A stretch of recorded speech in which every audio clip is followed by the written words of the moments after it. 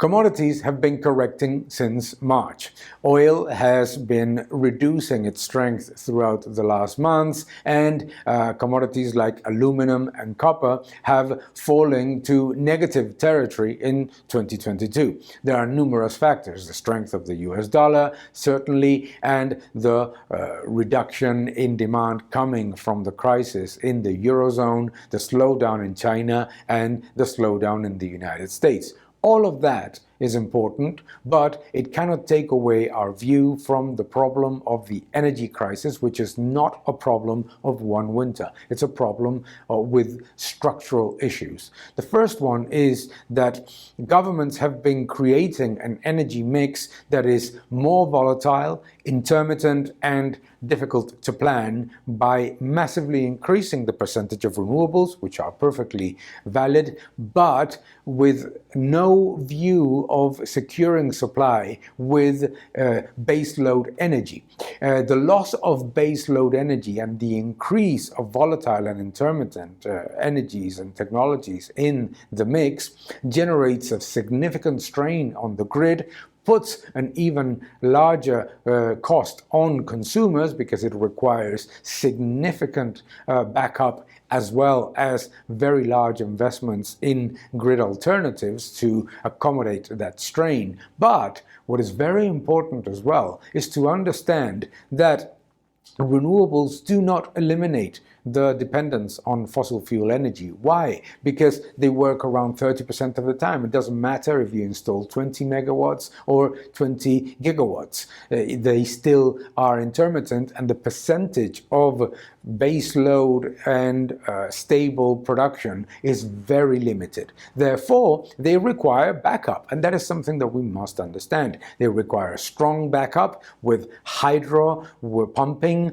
with natural gas, with different technologies that deliver security of supply and competitiveness. Renewable energies are very important, but we need to understand the significant reliance on fossil fuels in the worst possible times, which is when prices are higher and demand is stronger. So what needs to happen is that governments understand that to move to a cleaner energy mix, they need to use measures that strengthen security of supply and competitiveness. And that means more baseload energy, more backup, stronger investment, and eliminate the big problems that are being generated right now. Governments in the European Union are taking the wrong measures. Limiting supply, limiting consumption doesn't solve the problem because it's a long-term problem. Furthermore, putting regulatory risk on the agenda and cutting constantly here and there the returns of those companies that actually invest in security of supply worsens the problem. So, investment in security of supply, a balanced and well-designed energy mix in which baseload energy is enough to cover for the volatility of renewables, and less costs added to the household bills. German households pay 75% of a tariff in taxes and regulated costs. What needs to be done is to eliminate and take to the budget some of those costs and put a stronger emphasis on baseload energy, security of supply, and competitiveness. None of that happens if one decides to put more strain on investment, if they increase regulatory risk. Furthermore, if they